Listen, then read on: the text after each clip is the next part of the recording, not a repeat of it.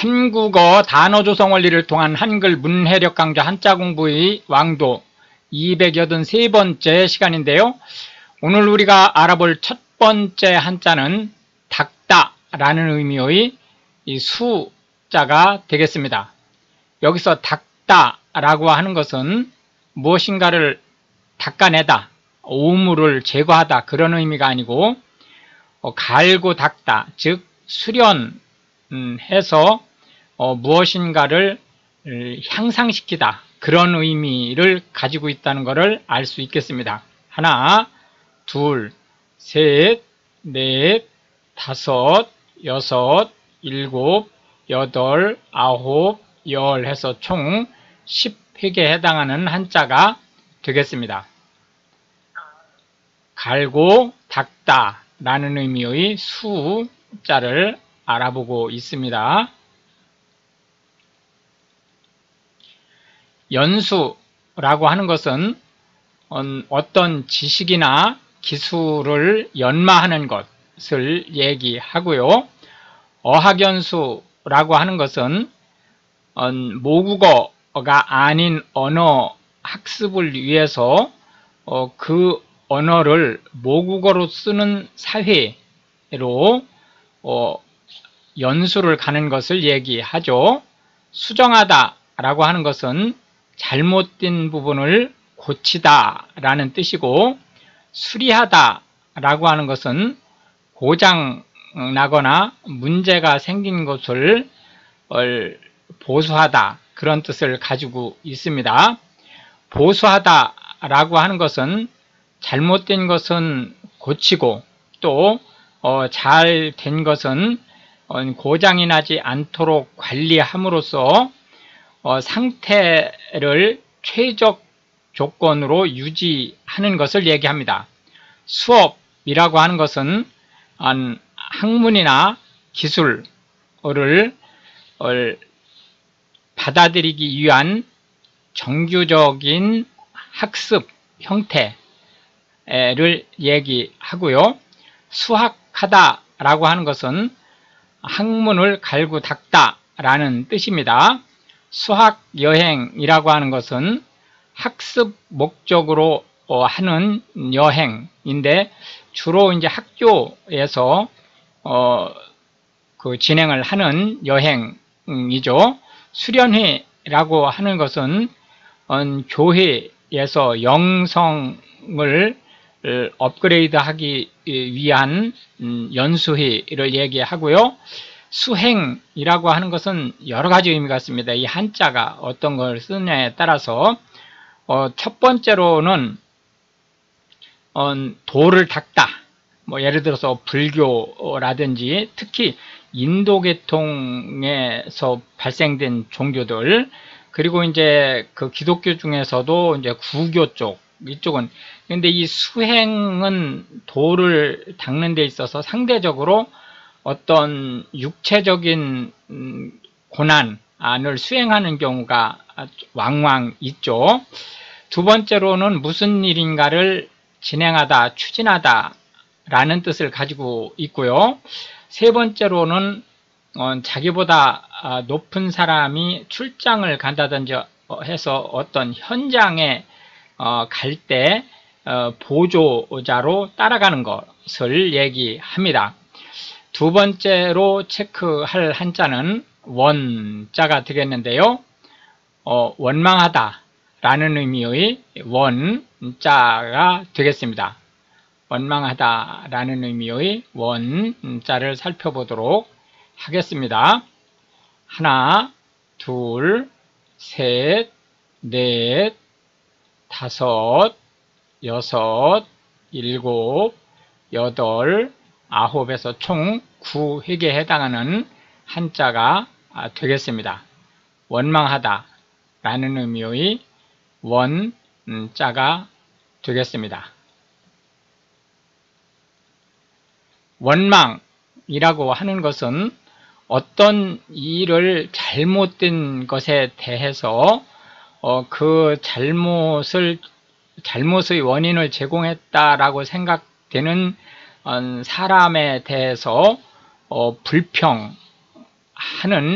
또는 서운한 감정을 갖는 것을 얘기합니다.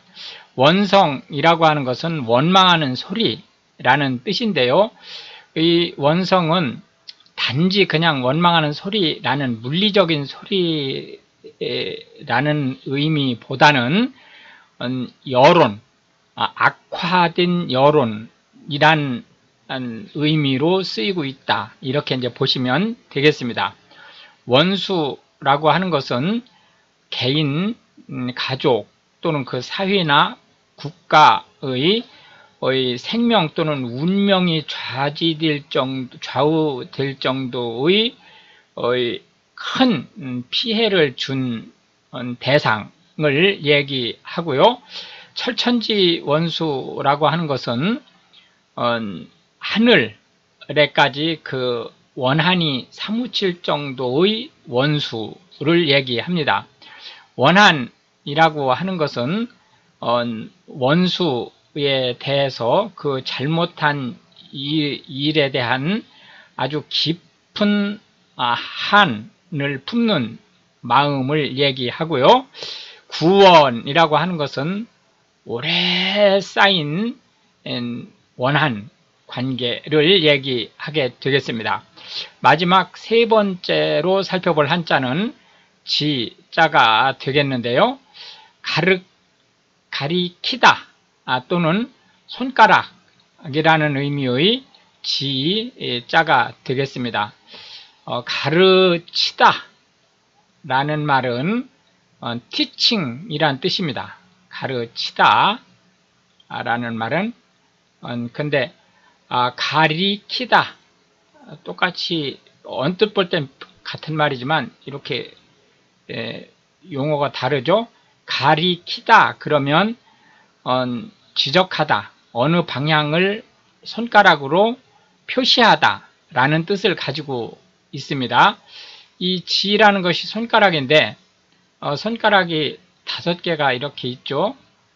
이렇게 5개가 있는데 통상 이 두째 손가락, 우리가 인덱스 핑거리라고 하는 이 두째 손가락으로 어느 것이 해당되는 사항인지를 이렇게 가리킨다 라는 말로 쓸 때 이 가리키다 그쪽을 이렇게 표시하는 그것을 우리가 가리키다 이렇게 얘기를 하죠. 그러기 때문에 이제 이 지자가 손가락이라는 의미도 같지만 가르치다 라는 의미를 함께 가지고 있다라는 것을 알 수가 있겠습니다. 하나, 둘, 셋, 넷, 다섯, 여섯, 일곱, 여덟, 아홉에서 총 9획에 해당하는 한자가 되겠습니다. 그래서 가리키다 또는 손가락이라는 의미의 지자가 되겠습니다.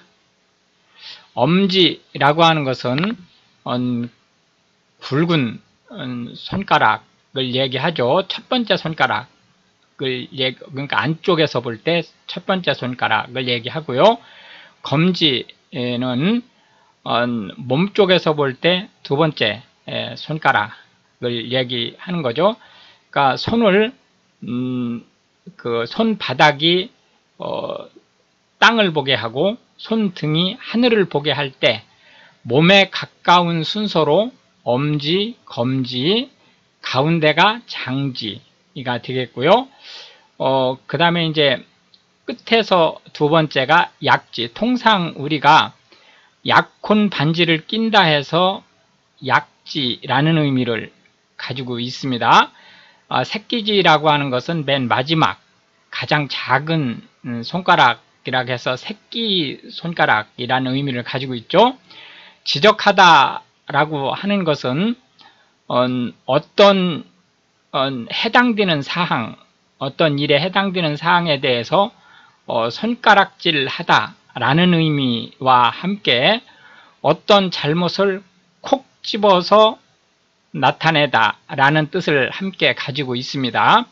지도하다라고 하는 것은 가르쳐서 이끌다라는 뜻이고요.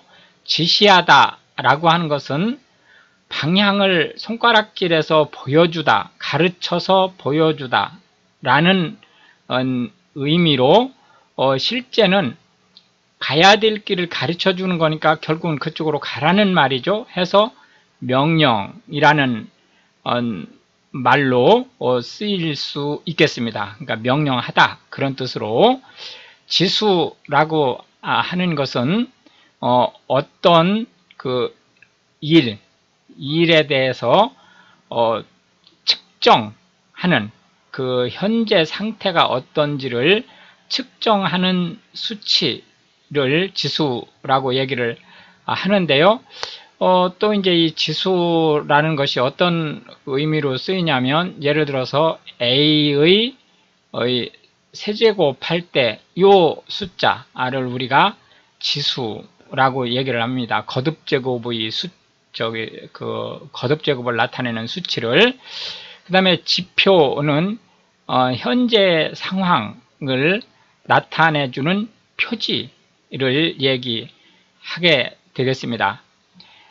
이렇게 해서 이제 오늘도 우리는 세 개의 한자와 각 한자에 대해서 현대 한국어에서 자주 쓰이고 있는 10개씩의 단어를 살펴보았는데요.